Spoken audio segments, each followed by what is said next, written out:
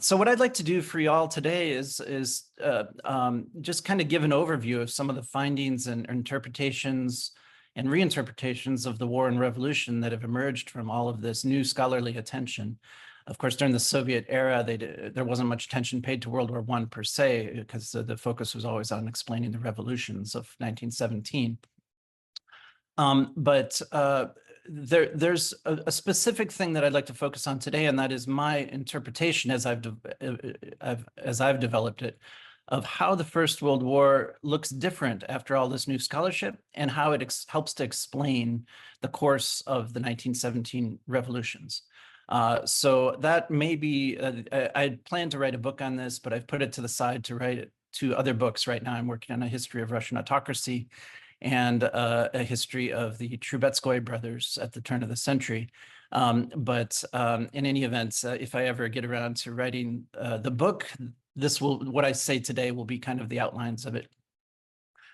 So before I get into my story, which will focus on 2 things. One is that Russian mobilization for war in all of its various aspects was more successful than we used to think. And 2, that when the war mobilization suddenly ended, there was a massive wild demobilization that really helps to fundamentally understand the revolution as linked to World War I in that specific way. That will be the theme of my talk. But first, I'd like to just say a couple quick things about how the field has changed and what we think about some of the most important aspects of the war. And one of them is the origins of the war.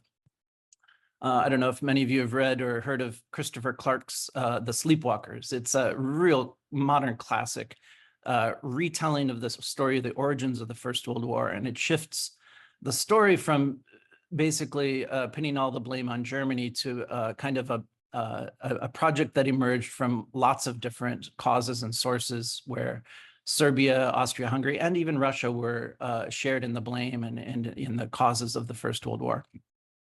That is something that I think the field has really changed on. The second thing is that there's been some study of the end of the war. And I think as we've learned over the last 30 years, and humanity has always learned throughout all of time, is that it's much easier to fall into a war than it is to get out of it. And there's been some great recent studies, including one of my PhD students, Borislav Chernev, who wrote a great story of how the war ended. That is another place where progress is being made in scholarship. All right, so those are just a couple examples of the way the picture of the war has changed. But what I'd like to do now is talk about my main thesis. The first half of it is the book that I write. If I write it, the first half will be about the story of Russian mobilization for war. The old story is that the key to understanding Russia's World War I is that it was relatively a backward society as it went in. The impact of relative backwardness is the key.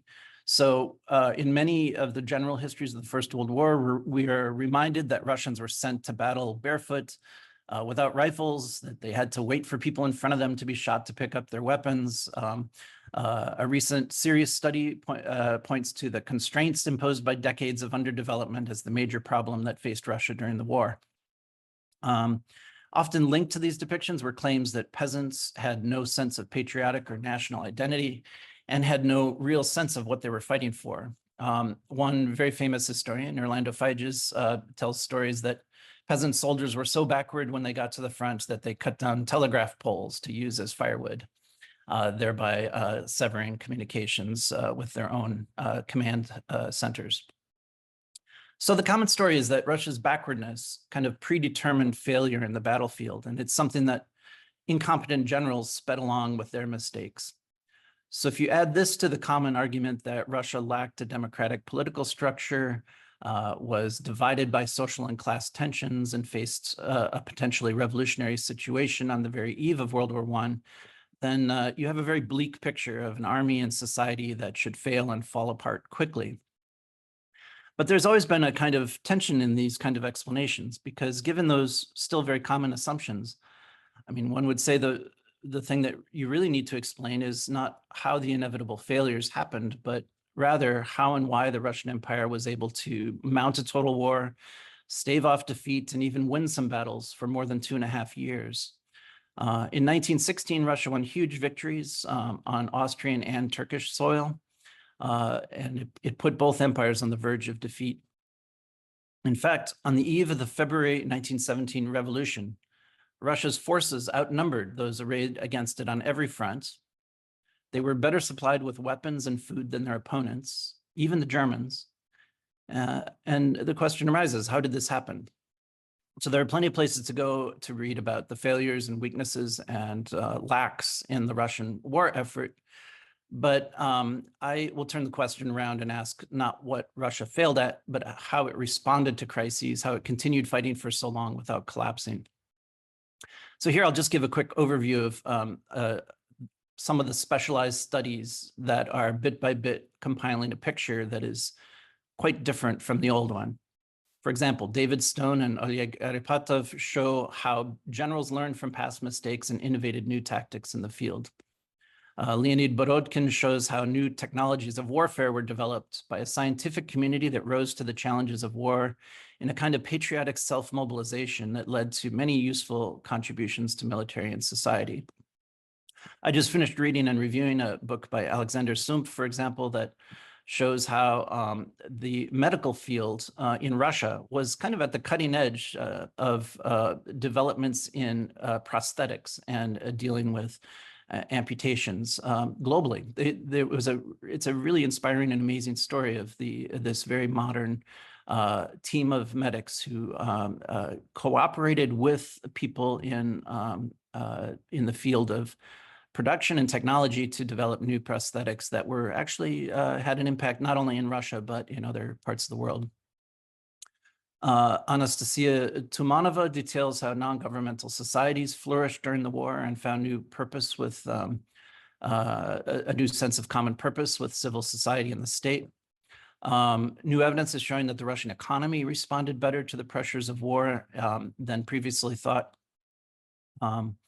Tony Haywood has shown that the railways performed much better than we thought. Alexander Astashov, in a huge, amazing study that came out of years of work in the Russian military archives, shows one of his chapters focuses on something I had not realized before, the incredible achievement of building trenches by the Russians. In fact, the Russians built on a scale 7,000 kilometers of trenches that was much greater than the Western Front. 1 million workers were dedicated to this task. You know, this is one of those things that just does not appear in any prior accounts of the war.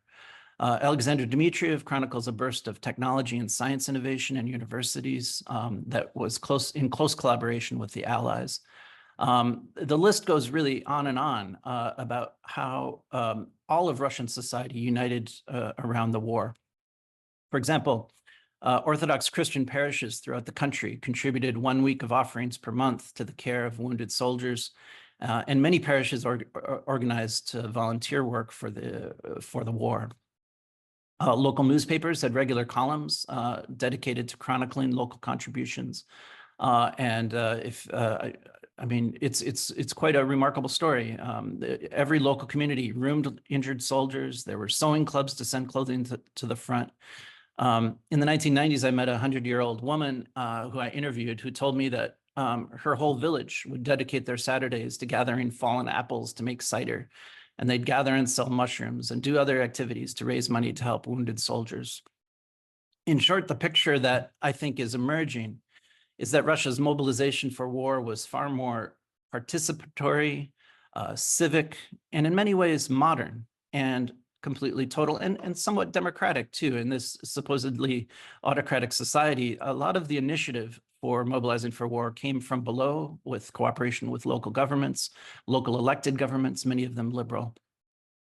So in sum, I think the new picture is that Russia kept fighting for so long is in part because it was getting better at it, and because the army was being better supplied. And after so much suffering, realistic hope for victory remained. And the overwhelming majority of soldiers and civilians wanted to win the war, or at least they did not want to lose it. So one way to measure this is comparatively, of course. And there's a major project, one of the biggest projects, comparative projects to measure military mobilization and capacity over time. It's the so-called Composites of War project. And they developed through trial and error a index of national military power, and it's based on 6 measurements: iron and steel production, military expenditures, military personnel, energy consumption, urban population, and total population. So from 1914 to 1916, if you look comparatively, Russia's national material capability index number went up by 31% from 1914 to 1916. This was due to massive wartime urbanization, expansion of the draft, increases in military and other industrial production. This was more than double the rate of increase in France and Britain, something I think is not in anyone's expectations to hear that fact. And if you compare it to the Central Powers, it's even more stark. During the same period, Germany saw a decline of 5%. Austria-Hungary saw a decline of 22%, and the Ottoman Empire fell by 50%. So by this measure, Russia's response to the challenge of war was the most robust of any country through the end of 1916.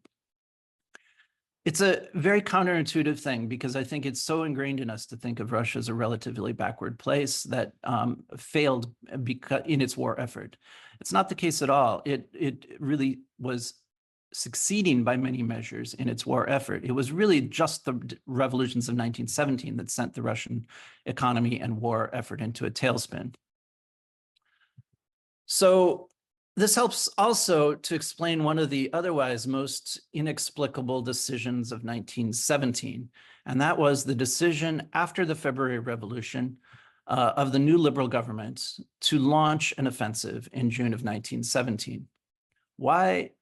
Historians have long wondered why Kerensky and the new government would do such a foolish thing, because it failed miserably, led to mass desertions, and ultimately to the collapse of the provisional liberal government. But the mystery is in part explained by what I've been saying here. The decision to launch this offensive has a lot more to do with the successes of the preceding years than anything else. The general in charge of the offensive, Brusilov, he had on paper more men than the opposing side, more heavy artillery, more airplanes, more of everything.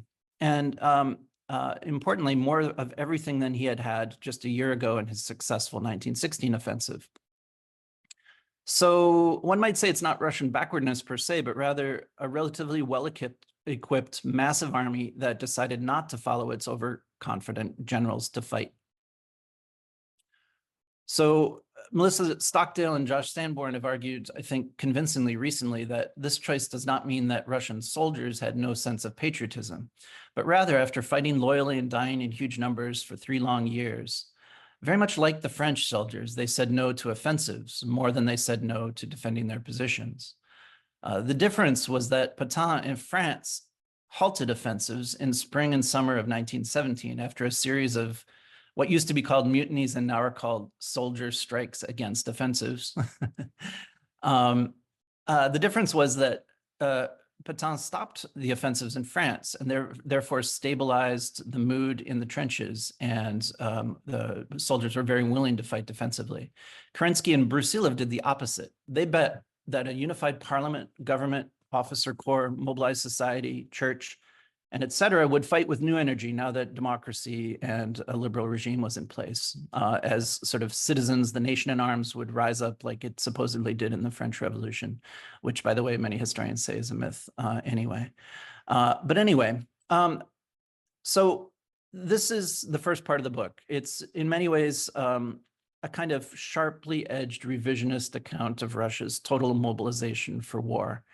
Arguing that it was much more successful and much more total and much more modern than historians have long thought. It builds on lots of work that's been done over the last 20, 30 years. So now I'd like to switch to the second half of the story. And the second half of this book that I'm planning would be engaged in a study of the rapid undoing of the total mobilizations of the first half of this book. It's a story that has really not been told in and of itself, because the story has always been how society and groups mobilized for revolution, Revolution is a story of mobilization, fundamentally. But the story I want to retell about the revolution is that it was even more a story of demobilization. The military is central, obviously, because it was soldiers with weapons in hands who left the front and went home, who conducted the agrarian revolution first and foremost, but many aspects of the revolution itself otherwise. But I apply the term more broadly to include the demobilization of industry, politics, society, civil society, the police, and the administration. And all could be sort of summarized as part of a process of state failure that the February Revolution initiated. So if we view 1917 through this lens, it really changes the story of that revolutionary year. So state failure, the term I just mentioned, has a large literature in the social sciences and policy studies and international relations, but it hasn't really been mentioned in analyses of the Russian Revolution. But the literature on state failure makes it clear that when a state fails, the space is cleared for an extreme group with an ideology and the organizational skills, determination, and weapons to claim power. These groups usually have no prayer of taking control when the police and the army are at their posts. But once those institutions disintegrate, the field is clear. So I would argue that to understand 1917, it makes sense to start with the great demobilization and state failure of that year. We have entire shelves of books that explain the rise of the revolutionary movement, worker consciousness, and revolutionary ideas. They're significant, but they only became significant in the context of demobilization and state collapse. And thus, it's a bit ironic that the field is not focused on the precondition of demobilization and state collapse nearly enough. So in this story, the February Revolution was the great turning point. The crisis of the February Revolution involved protests against food shortages that escalated into the revolt of the 200,000 men in the Petrograd garrison. Many of these soldiers were more staunchly opposed to being mobilized for war than any other segment of the Russian army. Important members of the military and government elite joined the revolution in hopes of clearing the way for more extensive mobilization for the war. They thought that free citizens of the Republic would volunteer to mobilize more heartily for the war, and in fact, they continued to mobilize new groups of the population into the army after the February Revolution.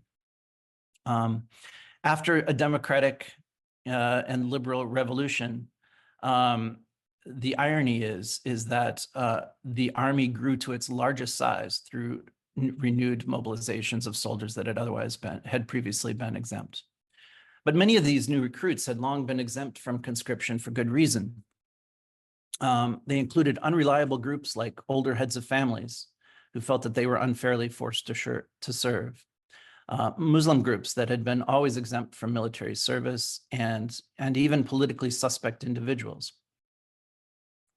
In 1916, there had been kind of a warning about mobilizing too many of these groups. When conscription was declared for Muslims in Central Asia, there was a massive rebellion there that took an entire army to crush. But nonetheless, the provisional government continued conscripting through late spring 1917. And on the eve of the June offensive, the army reached its peak size in the entire war. Amazingly, the Petrograd garrison even included groups of soldiers who had been caught deserting the army at the front, and they were being held there temporarily before being sent back to the front, where they were to face trial in their frontline units. And you know what the penalty for desertion is in wartime? They were basically slated for execution. Now, in the military archive, I found many protests from front commanders when there were attempts to transfer to these rear garrison soldiers to the front, saying, don't send them here. They will undermine morale. They are deserters. They are infested with radical ideas. They will undermine morale at the front. But they were sent from the rear garrisons to the front nonetheless. And there was a problem here too, that police ranks in the capital had been thinned by military call-ups, which left the state even more reliant on the soldiers of the Petrograd garrison for domestic policing functions than was normal, not just in Petrograd, but throughout the country. So when the Tsar ordered a crackdown on street protests, the order basically went to the least reliable soldiers in the country. And the night after the first shootings of civilians, the Pavlovsky Regiment in Petrograd and others took weapons, went into the streets, and convinced other units not to shoot into the crowd. Within a day, about half of the 200,000 men in the garrison had left their barracks in February 1917. Some acted violently, attacking officers as stood in the way. They invaded the Ministry of Internal Affairs, broke into jails, and freed prisoners inside. So the February Revolution, a big part of it was kind of an undermining of the state as the institution that controlled a monopoly on the legitimate use of violence.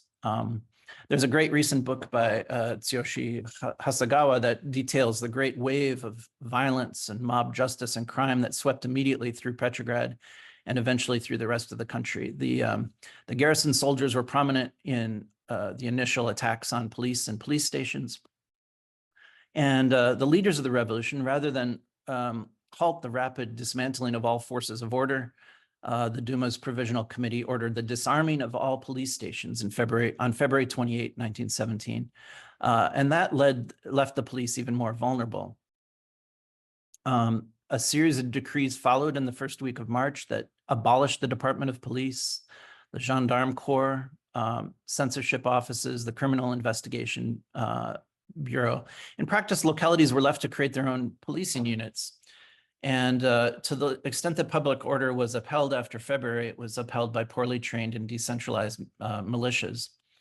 The government in principle was trying to create sort of popular militias elected and formed on a voluntary basis from society, but they did not have money to pay for these militias, nor was there any real plan on how to do it.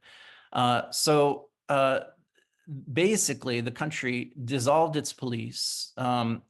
Its rear garrisons that had been the last sort of insurance of order were either deserted and went back to their villages or themselves joined revolutionary armed units.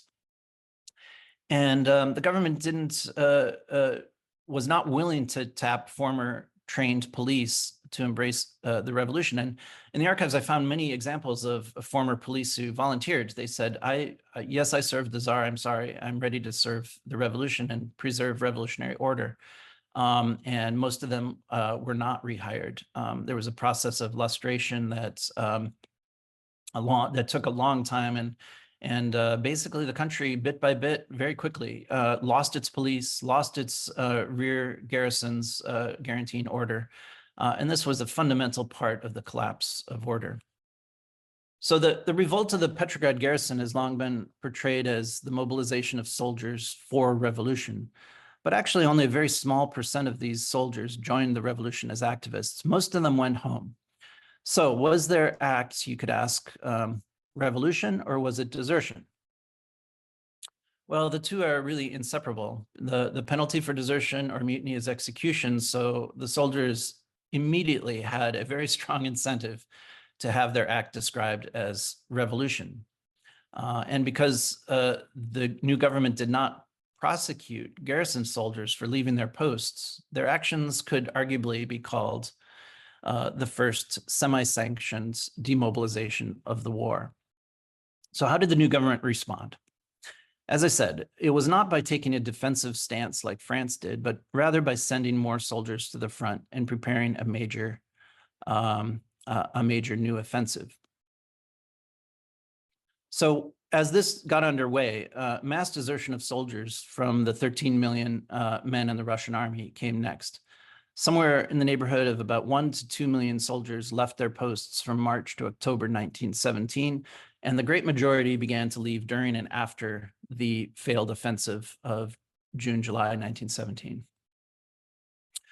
From July to October, reports from the countryside increasingly noted the leading role of deserters and AWOL soldiers in attacks on villages and shtetls, stealing livestock and food.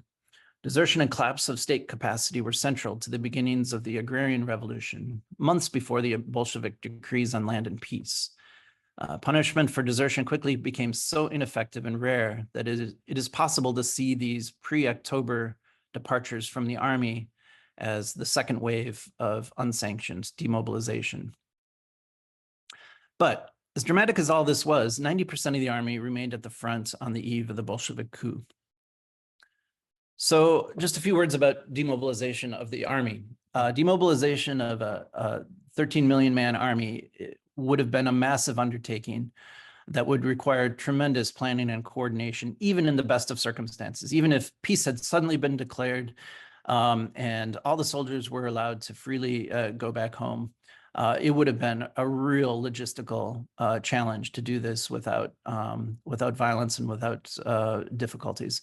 And both the old regime and the provisional government fully recognized this, and they had worked out comprehensive plans and schedules, details about food provisions on the routes home, the deployment of police and military at railway stops to preserve order, setting up medical inspection stations to prevent the spread of epidemics, plans for close coordination with economic ministries and local private industries to determine the best destinations to match demobilized soldiers with demand for labor. All of this was planned. I read the committees that worked on these plans, and it required complex negotiations and close communications at all levels. But it was precisely all of this kind of coordination and political and institutional process that the Bolsheviks opposed, and that state failure made really impossible.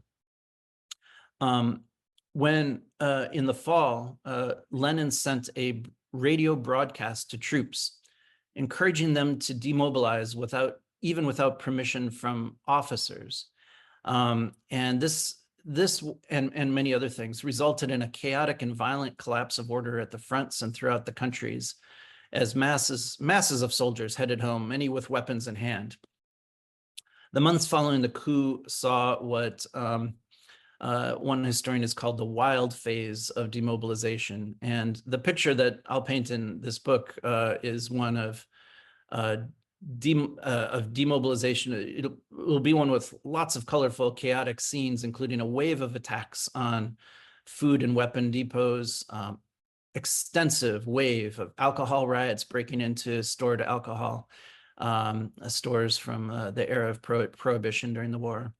The complete and utter collapse of the railways, the disappearance of sanitary inspections and medical personnel, the beginnings of epidemics, flu and typhus, the mass flight of prisoners of war, and report after report of demobilized men on the streets seeking work but finding none.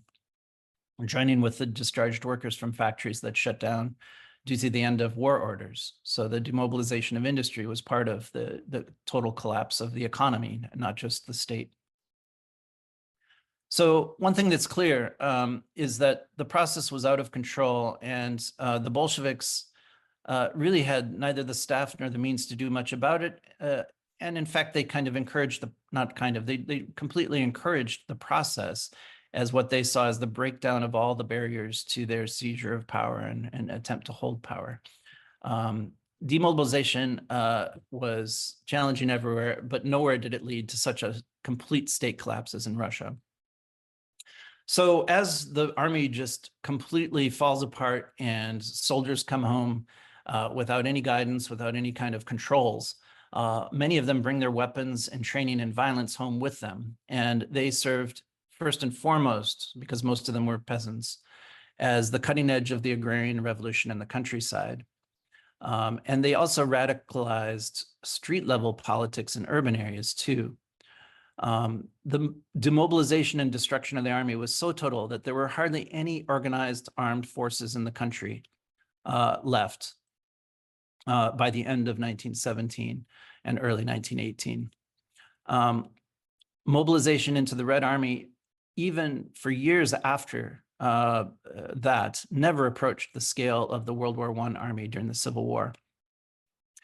At its very peak in 1920, nominally, it was about a third 1/3 the size of the World War I army. But it was only a tiny fraction of that size in 1918, 1919. In fact, in early 1918, the most mobilized armed force in the entire expanse of the former Russian Empire was probably the Czech Legion, which is a whole interesting story in and of itself. The whites had even more difficulty mobilizing forces. So the Civil War is often portrayed as a time of great mobilization along ideological lines. Reds building a new army in a new state, and the whites building up their forces for titanic clashes with each other. But compared to World War I, the numbers just don't compare at all. In many ways, it was a time of relative demobilization. So I think there's an interesting question here about historical method that we probably don't ask enough. There's a historian named Tara Zara who has turned attention to what she calls national indifference as something that was, she's a historian of the Habsburg Empire, and all of Habsburg history has typically been written as a story of the nationalities chafing under the Habsburgs and then finally achieving independence and then trying to nationalize the states they created. But she argues that, you know, most people were actually indifferent to the whole process and preferred to have kind of ambiguous national identities. And I see something of a parallel in 1917 and 1918. I think we all for years have exaggerated the political engagement and mobilization both for and against the revolution.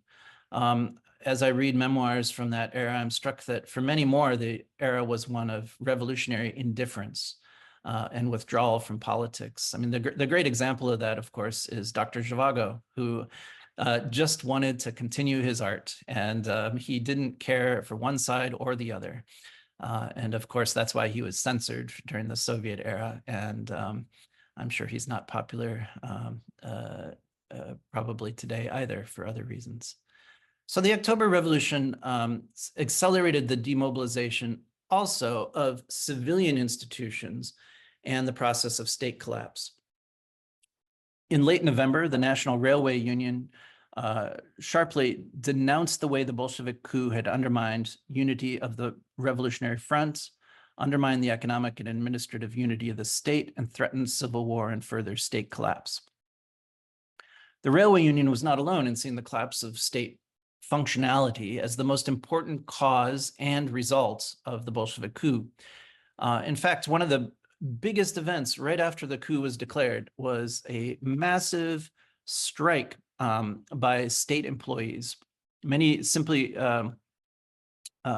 many went on strike, but then many were fired by the new regime. But rather than negotiate with these longtime employees, Lenin created the infamous Cheka, headed by Felix Dzerzhinsky, to respond by firing and arresting participants in these civil service and railway strikes. So the origins of the Cheka are all about state collapse and the attempt to fight it. Not to fight it, but to continue it by basically literally firing the state. So the Bolsheviks quite literally destroyed the state by firing most of its employees. And the rapidity and scope of the dismantling of the police and civil service puts the Russian case on the far end of a comparative spectrum of revolutions. There's really nothing inherent in revolutions that requires such a complete dismantling of the state. In fact, studies of the French Revolution show that the size of the state was not diminished, but rather increased. The old bureaucrats stayed in their place, and the revolutionaries simply added another layer. In this case, the entire civil service was fired. The entire state was destroyed. This was a result of choices by political actors throughout 1917. It began with the provisional government and its decisions to dismantle the police and the rear garrison military structure, but it was very much accelerated and expanded upon by the Bolsheviks. Now, the Bolshevik approach to the demobilization of industry ran parallel to its approach to the army. In a similar way, the provisional government had worked out detailed plans for the transition from military to civilian production. And of course, even in the best of circumstances, this would be an expensive, time-consuming, and difficult process. We saw that even in the US, even though the US was only involved briefly in World War I, the demobilization of industry led to unemployment and all kinds of social turmoil. in the US. It would have been challenging in the best of circumstances. And in fact, worker factory committees in heavy industry, when I read their internal meeting records, I found that they pleaded and lobbied throughout November and December 1917 for the continuation of production. But the Bolsheviks really had no answers for the committee queries about what their plans were to pay for and plan for the complex transition to civilian production. And instead, the Bolsheviks launched what they called a struggle against sabotage amongst entrepreneurs. They tried to turn the demobilization problem into a class struggle, and it didn't work. Not only was the entire 30% increase in industrial production that World War I had brought lost, but industrial production fell to less than 1/3 of pre-war levels within months, and then fell even further. So let me give just a couple examples to illustrate the centrality of demobilization and state collapse to the revolutionary events of 1917 and 1918. So by February 1917, nearly 15 million soldiers had been mobilized for a cause that required them to risk their lives, and their immediate and extended families were almost unanimously powerfully engaged in networks of emotional, material, spiritual, and civic support. Women's share of the urban workforce increased by 60% in 2.5 years, and many women rose to new managerial positions. The economy was churning out higher quantities of war material than at any point in the war. The army was near its peak in terms of mobilized forces. And despite some emerging problems, the structures and institutions to contain and channel all this mobilizational energy were functioning reasonably well. But within a few short months, demobilization swept through all these areas. The demobilizing collapse was all the more powerful because of the extent of total mobilization during the war. I've kind of thought of what metaphor might try to explain this, and I haven't really found one, but maybe one is kind of like a supernova of mobilizational energy that just expands like with great energy. And then with demobilization, because the expansion was so intense and rapid, the collapse back into a neutron star or black hole was accelerated and became all the more extreme. So maybe that's a metaphor, I don't know. But the demobilizing collapse was particularly true in the army, where there was a principle that I've called last in, first out prevail. The unreliable groups that I mentioned before who had lost their exemptions were often the first to risk desertion. And they often were the ones who started flows that spread rapidly to previously more reliable soldiers. Likewise, the rapid wartime urban growth and industrial growth, that growth was heavily composed of women from rural areas replacing men who had been called to the front. The revolution demobilized heavy industry and led to a rapid decline of urban populations to 1/3 of their 1917 levels by 1920. And women, not surprisingly, women mobilized into the urban workforce during the war were the first to go or to be sent home to their peasants' villages as part of this mass demobilization and deurbanization. Another story that Melissa Stockdale has told very eloquently recently is that of the church. The church went all in on the war, and it lent its considerable moral and mobilizational capacity to the war effort at the parish level by providing aid for injured soldiers, gathering contributions. It was quite typical for a parish to dedicate once a month its contributions to the war effort. You know, I think likewise, Anastasia Tumanova showed a major expansion of civil society organization in sync with the war effort. But when the population lost faith in the war and demobilized from that effort, it kind of swept all of this along with it. It wasn't just soldiers going home, but church, civil society, and other institutions that had become so intricately tied to the war effort, had thrown all of their prestige and effort and political capital into the war effort. When the war was gone, it left them vulnerable for the attacks on them that happened with the Bolsheviks. I think this helps to explain both the extent of the mobilization and all-in nature of the war effort, and the incredibly rapid and total demobilization of it all. Helps to explain why the Bolsheviks were able to sweep so much away so quickly. The powerful sources of support for democracy in civil society, and increasingly in places like the church and other organizations, they almost all disappeared overnight because they had become so intertwined with support for the war effort. I mean, it's one of the great tragedies that Russian democracy was born in a time of war. By contrast, the mobilization for revolution really pales in comparison. In a country of 130 million, the tiny faction of Bolsheviks had about 24,000 members.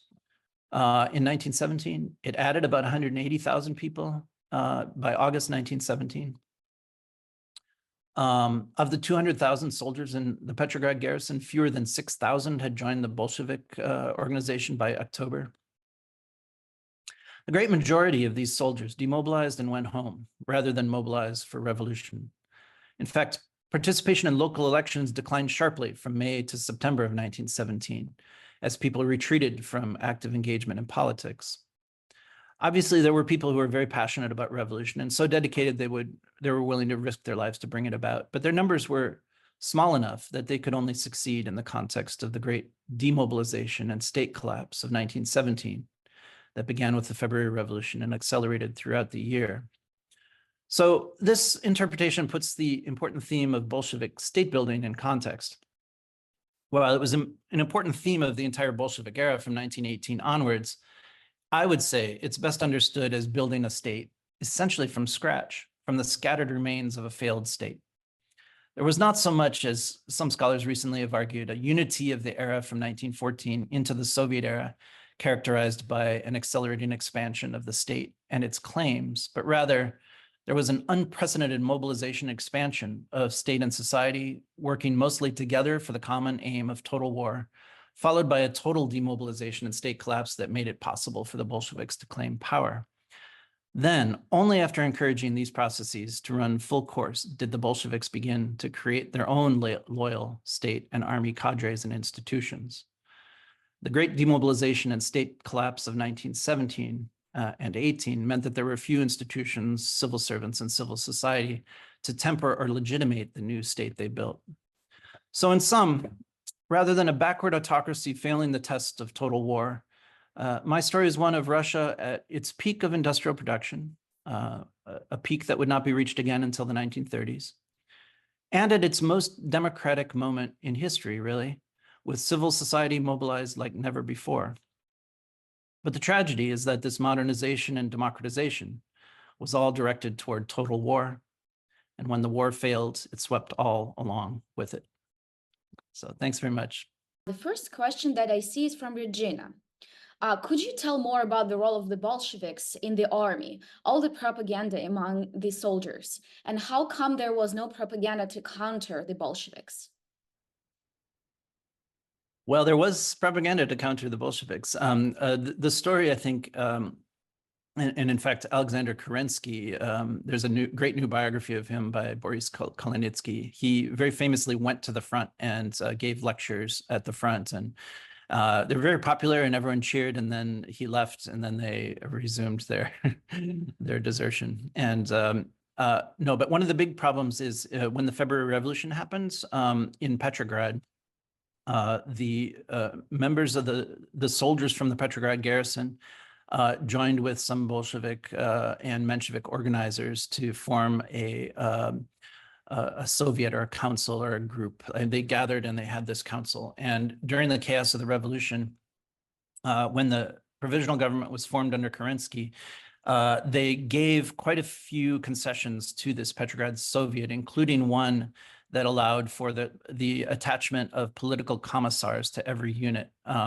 It was initially meant to be just for Petrograd, but it rapidly was interpreted as a call for political commissars to be appointed to every unit at the front. And those political commissars had the right to question the authority of the commanders at the front. And it's kind of hard to even fathom like how that would work in any army. Like if you have political appointees, many of whom, not all were Bolsheviks, many were from the Constitutional and Democratic Party or the Mensheviks or other parties, but just the very fact that you have a political appointee who can question orders from a military commander fundamentally undermined the authority of that commander. And some of them were Bolsheviks and did undermine authority at the front and encourage their soldiers to think that orders from their officers were not automatically to be followed. And of course, I mentioned the parallel of France, where there were widespread, basically, strikes against going on the offensive. And these political appointees, by encouraging this notion that soldiers had a say in whether to follow orders or not, one can hardly blame soldiers for not wanting to go over the top and charge into enemy lines. During World War I, it was kind of a death sentence. I mean, and offensives were incredibly difficult.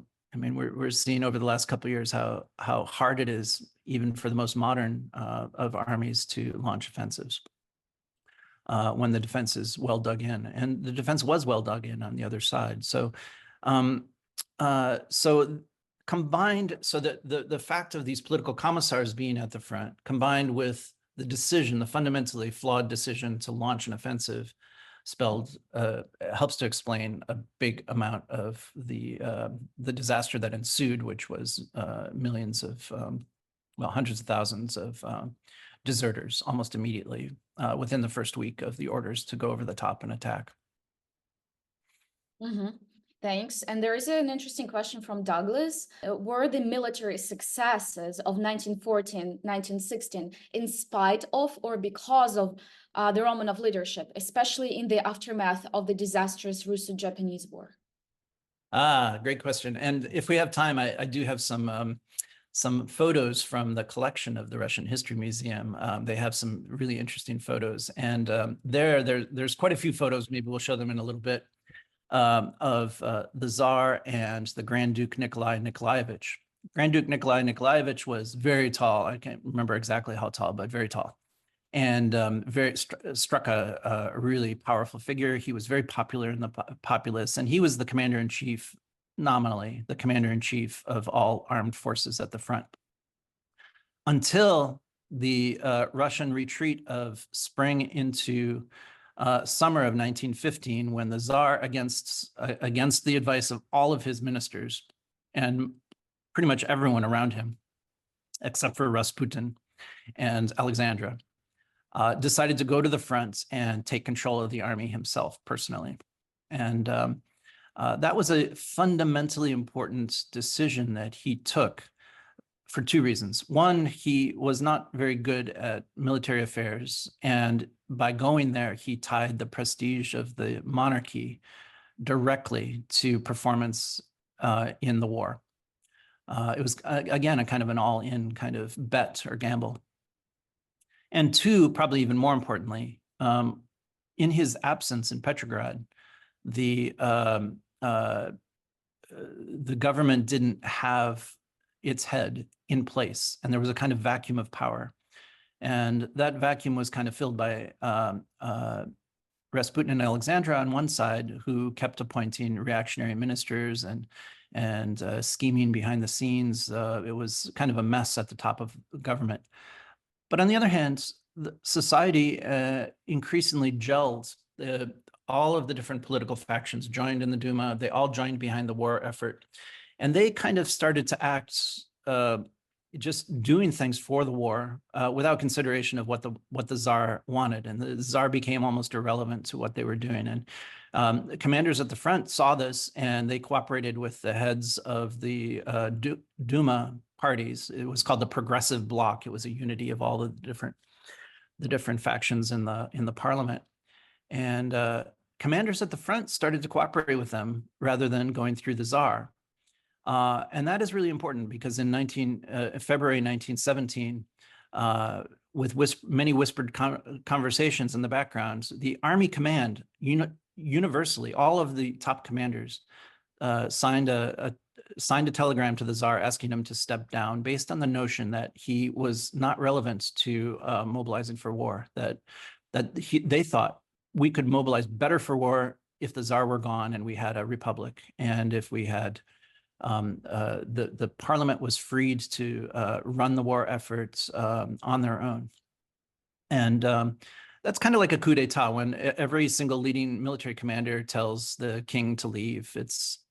That's kind of one definition of a coup d'etat. I mean, of course, the February Revolution is more complicated than that. It had a very, very strong popular element. But it matters when your generals sign on to a revolution like that. It really matters. And so yeah, the role of the Romanovs is curious. I mean, the other side of the role of the Romanovs is in this general mobilization effort. Members of the imperial family technically headed things like the Association of Nurses and the care of refugees and things like that. But again, they didn't do as well as local governments in sync with the parliamentary parties and local governments cooperating together to provide funds from local coffers, from local tax rolls to provide the same services. So again, there was kind of a public face of the empire and of the Romanovs fighting the war, but very quickly, I think society began to see the general mobilization of society as more successful and something that brought more prestige to them than to the Romanovs. And of course, all of the rumors about Rasputin and Alexandra, and all of the chaos that the Romanovs imposed by replacing their ministers every few months. It all kind of made the Romanovs into a bit of a laughingstock. There was a spread of rumors during the war. A friend of mine in grad school wrote about rumors about Alexandra, and of course, most of them were completely false. But when people start to laugh about the leader, it's kind of an emperor has no clothes moment, or it can be psychologically. So complicated and very important and interesting question. Was there anything the Crown could have done to stave off the Bolsheviks ahead of the revolution other than not entering the war? Well, not entering the war would have done it. That is an interesting debate that is since Christopher Clark's survey and controversial arguments that the war was preventable, and it was many decisions taken by many actors that led to it, and it was not inevitable. It was something that could have been avoided. It's an interesting question. Douglas Smith wrote a really excellent biography of Rasputin, and part of his argument is that Rasputin argued vehemently for staying out of the war, and in hindsight, he was probably correct. That's the biggest way that the Romanovs could have avoided. The second way is, I do think that the war became a popular total war that involved all the parties. And instead of embracing that, the Tsar kept pushing back. And the key moment in this was 1915. So in early 1915, the Germans and Austrians launched an offensive that drove deep into Russian territory. It created a huge disaster, 6 million refugees. It looked like Russia might lose the war. In June of 1915, the Tsar made some important concessions and appointed ministers who were relatively liberal in the broader scheme of things, and very much importantly, very well connected to society and to the parliament, the Duma. And they helped to stabilize the war effort. They helped to bring a kind of a unified drive to take care of these refugees, to increase production for the war effort and all that. And it worked. It helped to stabilize the front. But instead of continuing that very successful formula of working with society, the Tsar in the fall of 1915, one by one, fired those ministers and replaced them with super reactionary ministers who did not want to cooperate with society. And that set the stage for this split that I mentioned in 1917, when the parliament and even the generals at the front and society all thought that they could fight the war better without the Tsar in the way. So I think those are the two things that the Tsar could have done. Yeah, stay out of the war or cooperate, continue the cooperation that worked in summer of 1915 with society. And he, under the influence of his advisors, but also very much he was taught by his tutor in youth, Konstantin Pobyedonosov, that his role in the world was to pass on unlimited autocracy to his progeny. And that was in his mind, and it kept coming back. After 1905, when a constitutional monarchy was established, the Tsar did everything he could to undermine it rather than trying to continue it and make it work, as some other monarchies did reasonably successfully. So yeah, those are the things. You mentioned that work about Alexandra Fedorovna and the rumors, and now people are wondering who wrote about it, what's the title of the article or the book you mentioned earlier? Oh, he never published it. He was a grad student who didn't go on to study Russian history. But there are places. The best probably place to look is Orlando Figes wrote a book with Boris Kolanitsky, and blanking on the title right now, but it's The Culture and Symbols of Revolution, I think it's called. And there's quite a bit in there on the Romanov, on the whole thing. Yeah. And there is another broader question about the war and the collective memory. Why do you think the First World War doesn't take that much weight in the Russian collective memory nowadays as the Great Patriotic War, the Second World War? Why do you think many facts have been forgotten about that war? What are the reasons, and why Russian state propaganda doesn't really refer to the First World War and embraces the memory of the Second World War? Yeah, well, it's because they lost. World War II was a great victory, and it sort of both confirmed and began, in some sense, the great sort of global prestige for the Soviet Union. Whereas World War I, it was a losing effort, A, and B, it led to the collapse of the state and to the victory of the Bolsheviks. The current regime is kind of ambivalent about the Bolshevik legacy. They like the World War II legacy, great power, global power, all that. But the Bolsheviks are still kind of in an uncomfortable place. So at the centenary of the 1917 revolution, I went to a massive series of conferences in Russia, in Moscow, commemorating the 100 years. And there was a representative of the government there who was the head of the Minister of Culture. And she said, well, World War I and the revolution teaches us one thing, that Russia should never, ever, ever, ever have a revolution ever again. And so, from the contemporary point of view, what does World War I tell you? What does it teach you? I mean, it does. There are some sort of writings about sort of the grievances of, Russia basically launched an offensive against Prussia in 1914 that saved France, but then, ended up leading to the Bolshevik Revolution, and the West is not grateful for that. And there's that kind of thing. But I don't think World War I has found that kind of resonance that World War II always has had.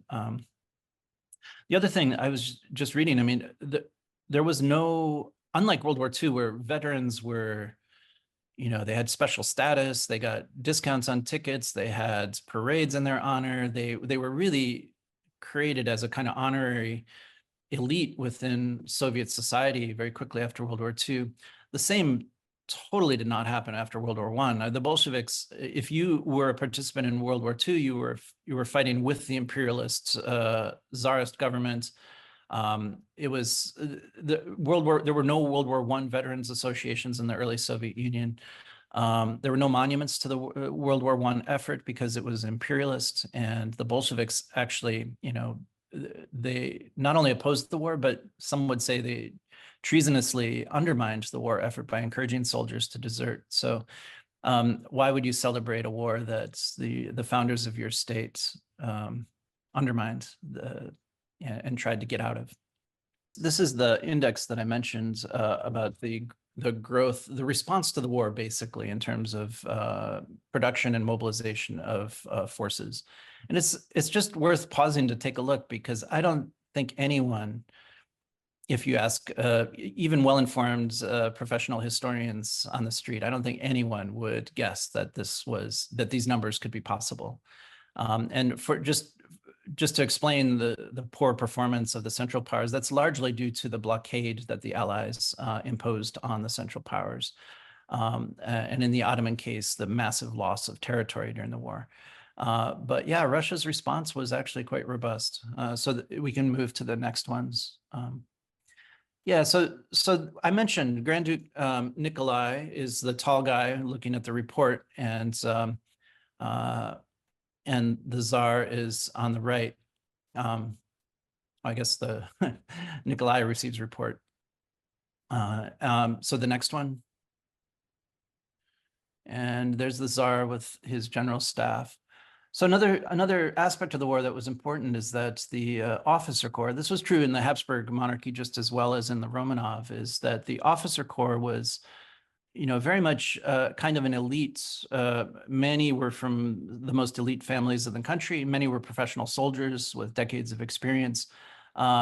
In the Russian Empire and in the Habsburg, that officer corps was very quickly wiped out during the war, and there was a lot of movement within the elite. In the Habsburg case, it was particularly disruptive because multilingual educated officer corps was replaced by mostly German-speaking and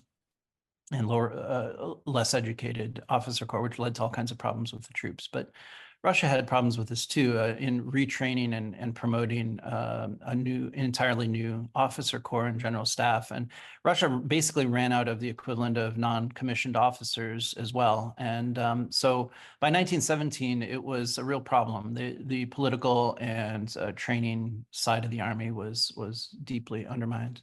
So let's see what the next one is. So this is what I mentioned, and here's the Grand Duke Nikolai Nikolaevich watching a procession of Orthodox. So there were Orthodox priests assigned to every unit at the front, and the church, as I mentioned, went all in on the war. And I think, in hindsight, it was a huge. Well, I mean, the churches in every country supported the war, but not as totally as in the Russian case. And it had effects. I think one of the reasons why the Bolsheviks were able to eliminate this fundamentally central institution in all of Russian history so quickly is because of the face that the institution lost by throwing itself so unequivocally behind this war. Echoes of the current day, I guess. Can we look at the next one? Yeah, and there they are again. And the next one, is that it? These pictures are taken from the album that is now part of the Russian History Museum collection. Again, here's another example of the soldiers. And when you read sort of abstract figures and all these things, I think it's always helpful to just see faces of the people. Russia lost over 1 million people dead in the war, and over 3.5 million casualties during the war. It was a massive thing. But to your question, Anastasia, is that 8 million people died during the Civil War, and so as traumatic and incredibly historically important as World War I was, it kind of pales in comparison to the loss of life and that ensued in the Civil War era.